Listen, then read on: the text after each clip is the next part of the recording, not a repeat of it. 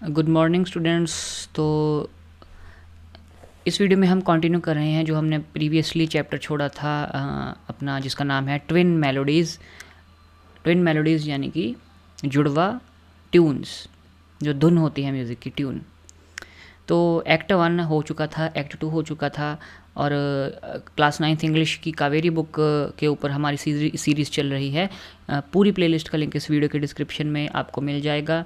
Act 3 हम शुरू करने वाले हैं। एक्ट 1 में हमने देखा था जो बच्चों का ग्रुप है वो इंडो वेस्टर्न फ्यूजन म्यूज़िक से संबंधित एक कॉन्सर्ट करना चाहता है। लड़की ने अभी अपने पापा से पूछा नहीं है।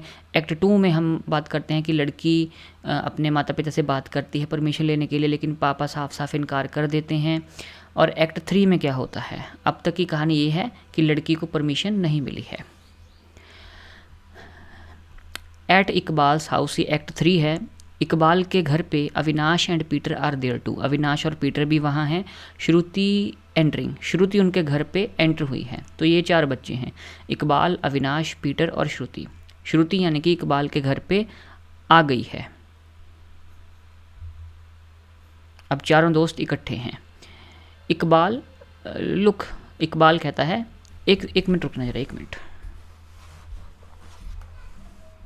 हाँ, इकबाल कहता है look Shruti is here too, कि देखो श्रुति भी यहाँ है।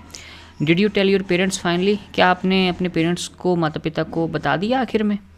पीटर कहते हैं टेल अस लेटर, कि बाद में बताना हमें, तुमने बताया है कि नहीं। लेट्स स्टार्ट प्रैक्टिस फर्स्ट, सबसे पहले हम अपना रिहर्सल, अपनी प्रैक्टिस स्टार्ट करते हैं। अविनाश कहता है yes we should better start right away, I have to leave early today, कि हाँ हमें अभी स्टार्ट कर देना चाहिए इसी वक्त, क्योंकि मैंने आज जल्दी जाना है। श्रुति असाइड, श्रुति असाइड क्या है? श्रुति एक तरफ खड़ी है।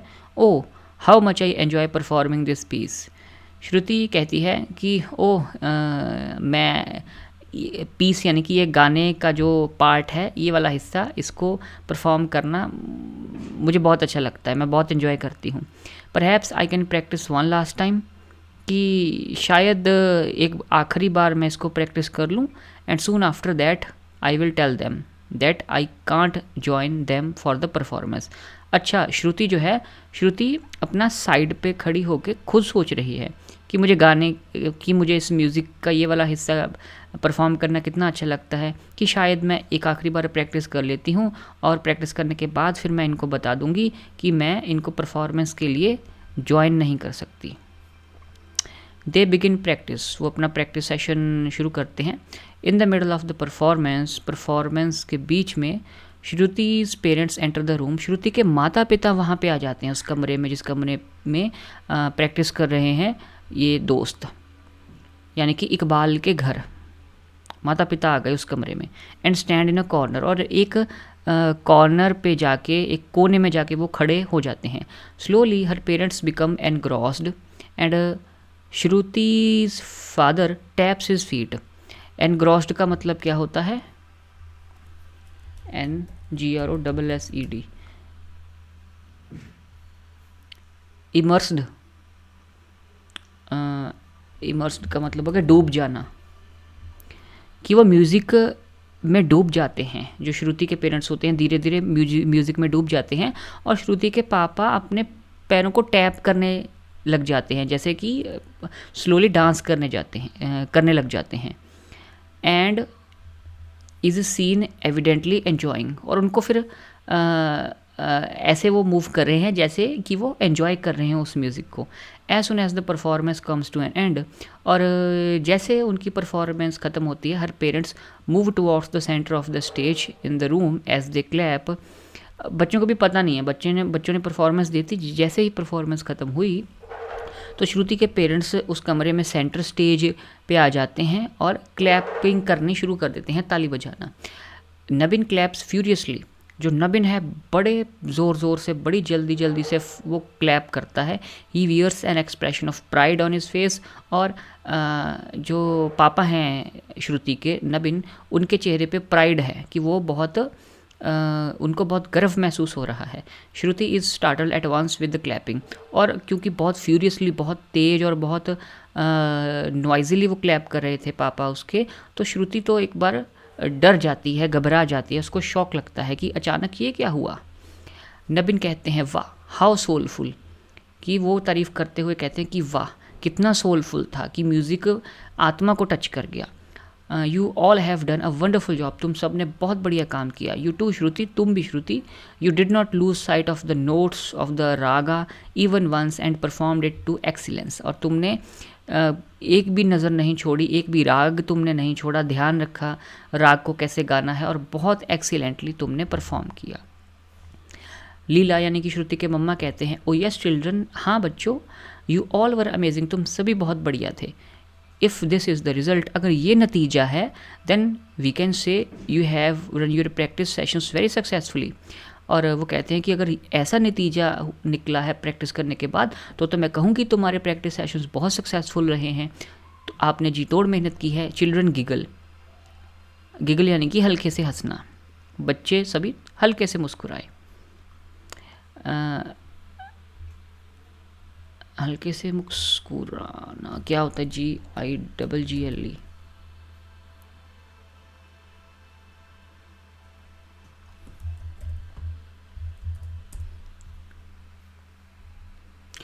To laugh in a silly way that you cannot control, बेवकूफ़ी सी हंसी जिसको आप कंट्रोल ना कर सके, नर्वस सी हंसी। शॉक्ड भी हैं वो, हंस भी रहे हैं, खुश भी हैं और शॉक्ड भी हैं। नबिन कहते हैं यस लीला, इनफैक्ट, कि हाँ Leela, in fact I was planning to offer the children the music room. अच्छा, टू द चिल्ड्रन, अच्छा, जो नबिन है वो कहते हैं हाँ लीला, मैं तो सोच रहा था, मैं तो प्लान कर रहा था कि बच्चों को म्यूज़िक रूम दे दूँ। ये बाकी बच्चों से कहते हैं Nabin, you will have more equipment there, you will have मोर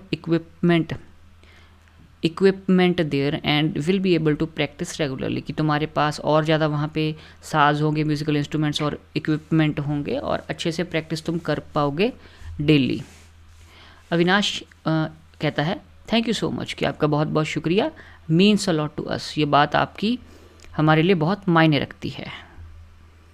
श्रुति कहती है कि guys if you don't mind, why don't you start the practice in a while, just need to have a word, pointing towards her parents.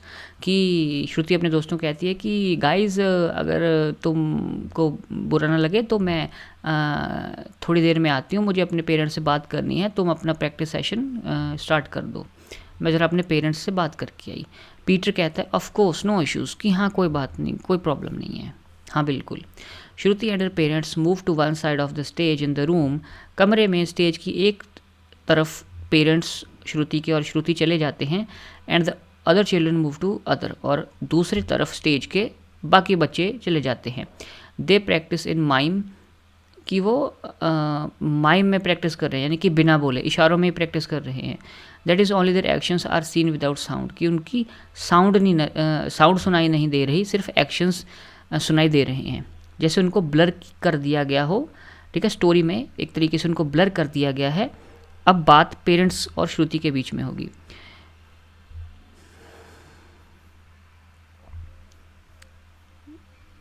श्रुति कहती है कि thank you so much, thank you for coming पापा, कि बहुत बहुत शुक्रिया पापा और मम्मा आपका आने के लिए।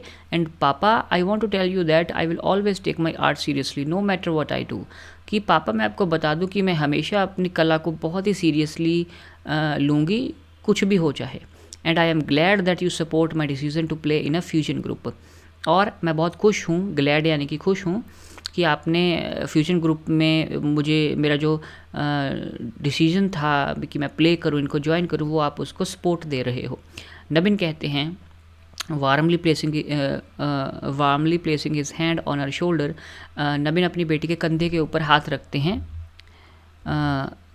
बहुत ही प्यार से, और कहते हैं there is no need to thank me child, बेटा मेरा शुक्रिया करने की आपको कोई ज़रूरत नहीं है।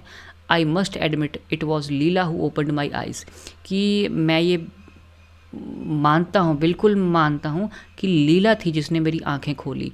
I had forgotten my own past, मैं तो खुद का अपना जो हिस्ट्री थी, जो पास्ट टाइम था, पुराना समय मैं भूल गया था। It is your mother you should thank, ये आपके मम्मा है जिसको आपको शुक्रिया करना चाहिए। लीला कहते हैं कि your own father Shruti had to go against his families wishes to play the violin, कि श्रुति बेटा तुम्हारे खुद के पापा थे जो अपनी खुद की फैमिली की जो विशेष थी उनके उल्टा जाके वायलिन प्ले करना उन्होंने सीखा।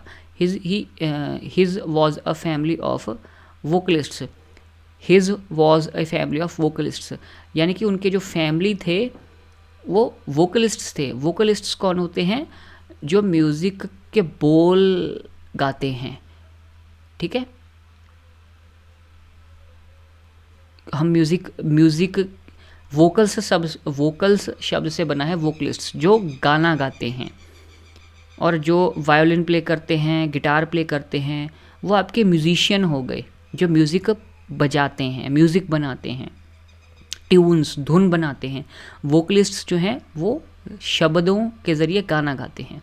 ये डिफरेंस है आपके वोकलिस्ट्स में और जो आपके म्यूजिशियन होता है। Your grandfather, his father and your uncles were all vocalists belonging to a high traditional school, कि तुम्हारे परदादा नहीं, तुम्हारे दादा, ग्रैंडफादर तुम्हारे दादा, तुम्हारे पापा और जो तुम्हारे पापा के भाई हैं, तुम्हारे अंकल, वो सभी गाना गाते थे और बहुत ही माने परमाने, ठीक है, माने जाने बहुत फेमस ट्रेडिशनल स्कूल को बिलोंग करते थे। दे पेन्सटेकिंगली का मतलब क्या होता है? Painstakingly done with a great care and effort. Painstakingly कि बहुत दर्द सह के, यानी कि बहुत ज़्यादा एफर्ट, हार्ड वर्क करके। दे painstakingly nurtured the flame of musical heritage and kept it alive through thick and thin। Thick and thin का मतलब हो गया डिफ़िकल्ट सिचुएशंस में, मुश्किलों में उन्होंने बहुत दर्द पीड़ा उठा के, बहुत ज़्यादा एफर्ट करके, हार्ड वर्क करके अपना जो म्यूज़िक की कला की चिंगारी थी, जो लपट थी, जो फ्लेम थी, उनको इन्होंने जगा के रखा। Nabin's desire to take up a western instrument rather than cultivating his voice was painful to his father।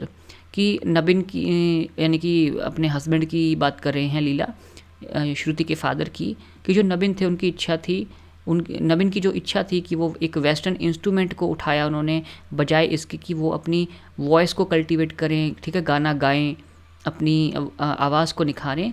ये चीज़ नबिन के फादर के लिए भी बहुत पेनफुल थी, क्योंकि वो अपने बेटे को चाहते थे कि वो गाना गाने वाला बने, लेकिन बेटा चाहता था, यानी कि नबीन, कि वो अपना म्यूज़िक प्ले करने वाला बने। कौन सा musical instrument? Violin. You see at that time the violin had not yet been incorporated into classical Indian music. कि तुम देखो कि जो टाइम था, जिस टाइम में वायलिन सीखना चाहते थे तुम्हारे पापा, उस टाइम में तो इंडियन क्लासिकल म्यूज़िक में तो वायलिन शामिल भी नहीं हुआ था, कि इंडियन क्लासिकल म्यूज़िक तो वायलिन को यूज़ करके तो बजाया ही नहीं जाता था उस time. Your grandfather saw this choice as a kind of betrayal of family values and tradition. कि तुम्हारे दादाजी को भी लगा कि जो मेरा बेटा ये वायलिन सीखना चाहता है, वायलिन तो इंडियन क्लासिकल म्यूज़िक सिस्टम का पार्ट भी नहीं है, उनको ऐसा लगा कि ये कि मेरा बेटा, यानी कि नबिन जो है, वो अपने फैमिली का जो वैल्यूज़ हैं, ट्रेडिशंस हैं, रीति रिवाज हैं, उनको ये धोखा दे रहे हैं, बिट्रे कर रहे हैं। But your father worked his fingers to the bone. Worked his fingers to the bone का मतलब क्या होता है? वर्क वेरी हार्ड, कि बहुत हार्ड वर्क उन्होंने किया आपके पापा ने। And see where the violin got him, और देखो कि वायलिन बजाना उनको कहाँ ले आया है, किस मुकाम पे ले आया है। तो वो भी अपने फैमिली के विशेस के अगेंस्ट ही गए थे पापा, और उन्होंने अपना ड्रीम अचीव किया। नबिन कहते हैं कि I underestimated the power of our own music, कि मैंने हमारा जो संगीत होता है उसकी खुद की ही पावर को मैंने कम आंक लिया, अंडर एस्टिमेट किया। I was afraid you would be lost to us. मुझे डर था कि हम आपको खो देंगे। नबिन अपनी बेटी को कह रहा है, श्रुति को, I realize that my fears were baseless, कि अब मुझे ये महसूस हुआ है कि मेरे जो डर था उसका कोई ठोस वजह नहीं थी. After all each be its own wind. Each be its own wind का मतलब क्या होता है? ये भी एक ईडियम, एक मुहावरा ही मुझे लगता है. Each be its own wind meaning Hindi में क्या है?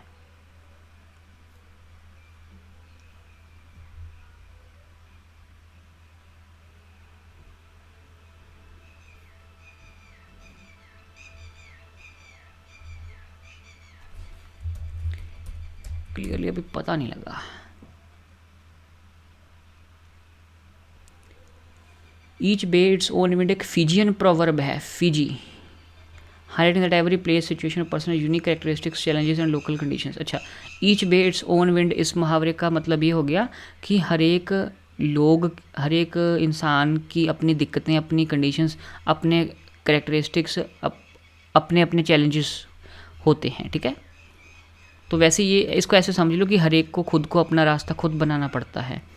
हर एक बंदा खुद अपने यूनिक चैलेंजेस फेस करता है. आई ट्रस्ट यू श्रुति, नबीन कहते हैं कि श्रुति मैं तुम पे विश्वास करता हूँ.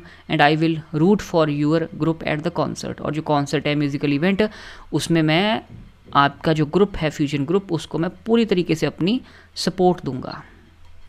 श्रुति hugs both of her parents. जो श्रुति है वो अपने दोनों पेरेंट्स को, माता पिता को जब भी डालती है, हग करती है उनको. कर्टेन डाउन, जो स्टेज का कर्टेन है जहाँ पे ये प्ले हो रहा है, कर्टेन जो है वो बंद कर दिया जाता है, प्ले ख़त्म. और ये प्ले के राइटर कौन है? प्ले राइट जिसको हम कहते हैं मित्रा, PHUKAN, फूकन, मित्रा फूकन, इन्होंने ये प्ले लिखा है. तो ये था आपका प्ले ट्विन मेलोडीज़, जुड़वा धुनें. अब जुड़वा धुनें, ट्विन मेलोडीज़, इस चैप्टर का नाम क्यों दिया गया होगा? इस चैप्टर का नाम ये दिया गया होगा आई थिंक इस वजह से कि जैसे नबीन जो हैं उन्होंने अपनी फैमिली की विशेष के उल्टा जाके अपना जो ड्रीम था वायलिन सीखने का वो पूरा किया, वैसे ही उसकी बेटी ने अपना जो ड्रीम था अपना क्या कहते हैं कि वायलिन से Indo western fusion music play करना, ट्रेडिशनल म्यूज़िक ना प्ले करना उस कॉन्सर्ट में, उसकी डॉटर ने भी, श्रुति ने भी वैसे ही अपनी फैमिली विशेष के अगेंस्ट जाके अपनी ड्रीम को हासिल किया. और दोनों ने अपनी कला को नेक्स्ट लेवल पे ले गई वो. इसीलिए ट्विन मेलोडीज़, जुड़वा धुनें, कि जैसा बाप वैसी बेटी, वो वाला काम हो गया. ठीक है, तो ये था आपका प्ले ट्विन मेलोडीज़. आपको कैसा लगा आप कमेंट करके मुझे बता सकते हैं. And NCERT class 9th English की बुक के ऊपर पूरी प्लेलिस्ट का लिंक आपको इस वीडियो के डिस्क्रिप्शन में मिल जाएगा, आप देख सकते हैं. एंड इस चैनल को आप सब्सक्राइब ज़रूर कीजिएगा, बेल नोटिफिकेशन आइकन को भी प्रेस कर लीजिएगा. एंड इन वीडियोस को आप शेयर कर सकते हैं अपने इंस्टाग्राम स्टोरीज़ पे, व्हाट्सएप ग्रुप्स में स्टेटस लगा सकते हैं, दोस्तों को भेज सकते हैं जो 9th में अभी हुए हैं या होने वाले हैं. NCERT के द्वारा लाई गई नई किताब कावेरी क्लास 9th इंग्लिश के लिए, उसके ऊपर हम ये सीरीज़ कर रहे हैं. मिलता हूँ अगले वीडियो के साथ. Thank you very much.